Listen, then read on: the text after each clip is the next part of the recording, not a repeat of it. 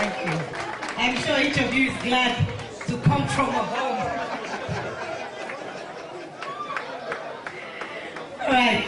Now, one of the things you are going to discover is that you married into one of the best nations of the world. I am so proud of Nigeria. Everywhere I go, I don't want to come from any other country, but Nigeria is a country of many paradoxes. Half the things that happen in Nigeria, if they happen here, Americans will die. But Nigerians are the most hardy, sturdy, resilient, unbreakable, unbendable people on earth. I am so proud. See, I have the microphone, so if you like, mind the fact that I am praising my country. When you have the mic, you can praise your country. But Nigeria is the best place to come from on earth. Now, you're marrying somebody from the Midwest area of Nigeria, and they speak English in a particular way. If you make the mistake of thinking that you've met them all, you'll be making a big mistake. Because every one of us from the different parts of the country speak English without apology. And we all have specific accents where we come from. You know, where you married from, let me tell you how they speak English. I'm going to be shocked if you understand half what I say. One worry man. Stop Okada, say make Okada carry him on shatter. That is chatter. He said, I won't shatter you for some hours.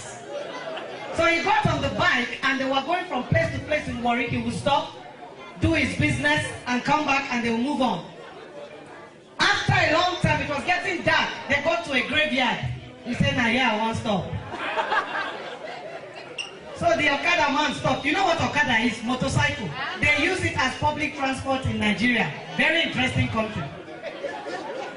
So he stopped by the graveyard, just came down from the bike and started walking into the graveyard without paying. So the worry man said, you won't try me. You know, pay me my money. I will show you, said the worry man, no. And he was following him. The guy was going into the graveyard. Now in Nigeria, it's not like here. They dig the graves manually. Most times some bodies come late in the evening and the men who dig don't want to dig 6 feet when it's already getting dark. So they would normally dig graves till about 4 feet and leave it there. If any dead body comes late in the evening, they only have 2 feet to dig. And one of such graves had just been dug, and this man just got to that grave. The man that didn't pay, he just knelt down and raised his 2 hands up. Who goes? Who goes? The best way to say make a bring her, I don't bring her, come on. Okay, the man turned around and took off. Did you understand what I just said? No.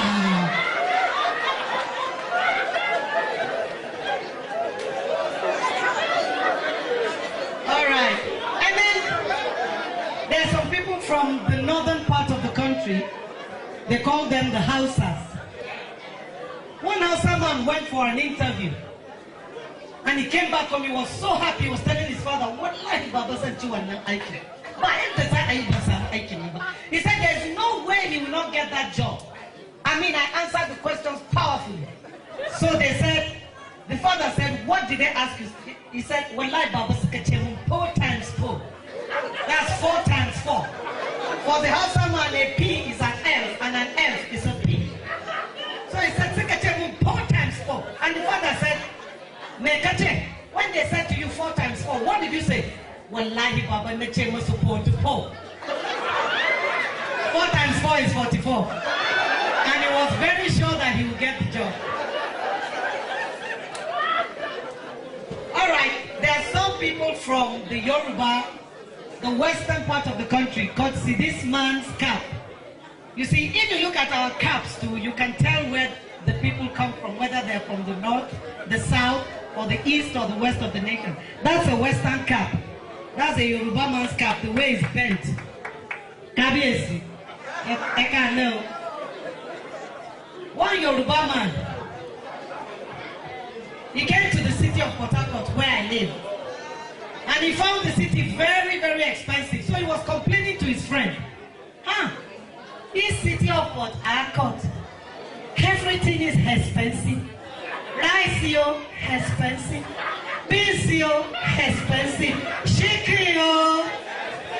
Thank you. That's the Yoruba man for you. He speaks English as if he's singing a song. But he consider global circumstances to surround them. I have to come and see you. All right. How many of you have heard of people from Benue State called the thieves? T-I-V. One thief man went for an interview. Oh, there's one thief man there. Umsu there. All right. And the thief man went for an interview. And it was for an accounting job. And they said to him, sir, how many feet make 1 yard? He said, it depends. They said, it depends on what? He said, for example, in my yard, you have myself, my wife, and my 2 children. And each of us have 2 feet. So in my yard, 8 feet make 1 yard. But in Chukwudi's yard, you have his hair, his wife, his 2 children, and his cousin. And each of them have 2 feet. So in Chukwudi's yard, 10 feet make 1 yard. It depends.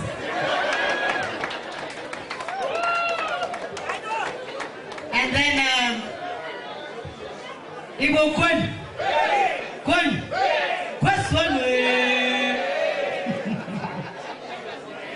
One Igbo man bought the car they used to call Pathfinder. And he was posing to his friend, Enyen, he forgot my Pathfinder. The man said it's not Pathfinder, it's Pathfinder. That is what I am saying. He forgot my Pathfinder.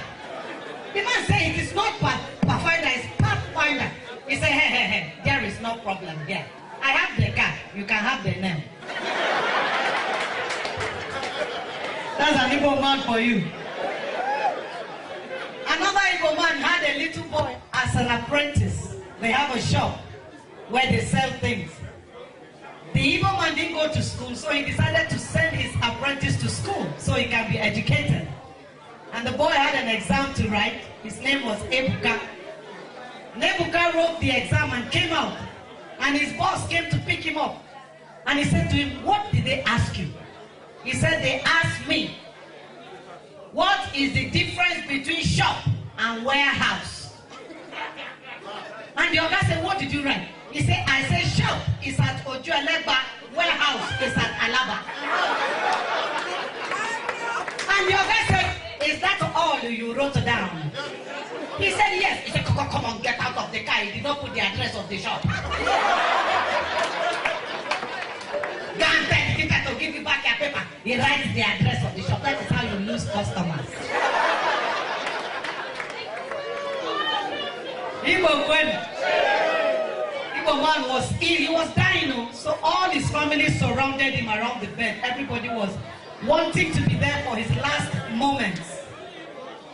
And the man, after a while, he said, Munyem, that's his wife. She said, Dim. He said, Chukwudi, that's his first son. Chukwudi answered. Chinenye, she answered. All the children, he called them, everybody was there. He said, all of you are here. They said, who is in the shop?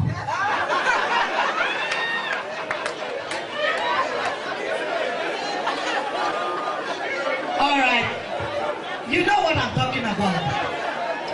All right, there are some people from Port Harcourt axis where I live. Yes, hi lady. And there are some people there that are called the Ijos. So an Ijo man gave his friend, a Calabar man, a lift. And they were driving along and they had a flat tire. So Ijo man came out, he said, oh, which kind of trouble be this? And he started stopping vehicles. The first one that stopped, he said, I beg my brother, he gets a sack. The man said, what is sack? He said, sack now. The one where they take sack money. He was asking for a jack. Okay, so their own J is a Z. So the man was confused. He said, what is sack? The Obama came out of the car. No, my brother, they call us Zach.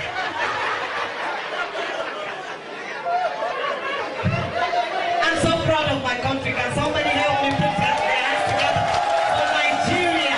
Beautiful country, beautiful people. You're so privileged to be marrying a Nigerian girl.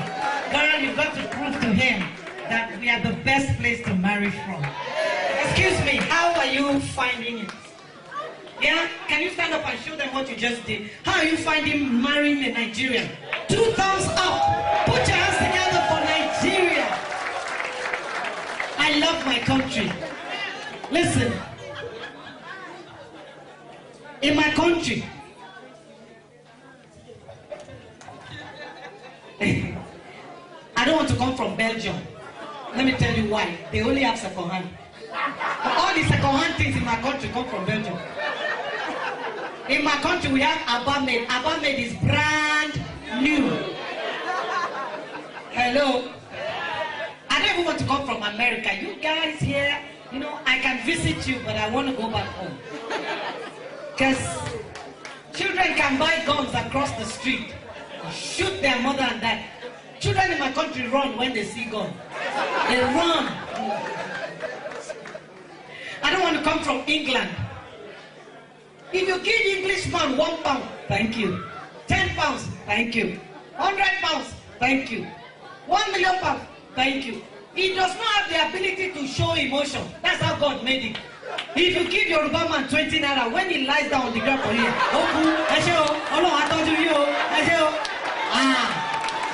I am so proud of Nigeria.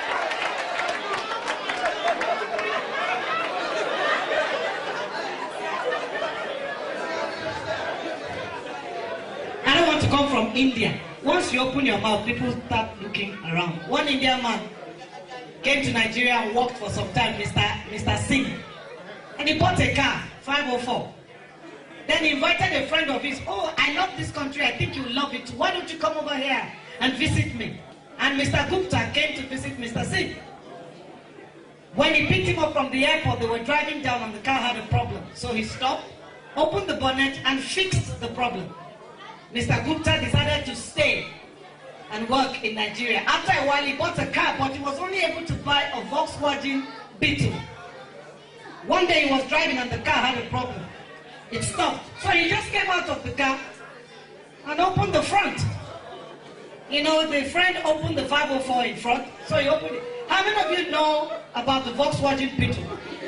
Where's the engine?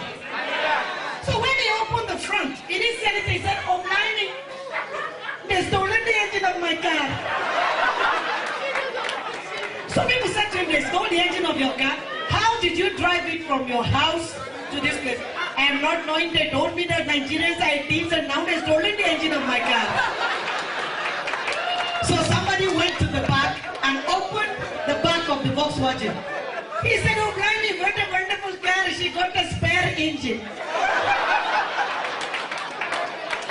I love my country. I am so fiercely proud of that country. You won't understand. All right? How many of you love Nigeria here? Yeah, I do. I'm sure you love Nigeria now. She's helping your hand up. Can it go higher? Yeah, thank you very much.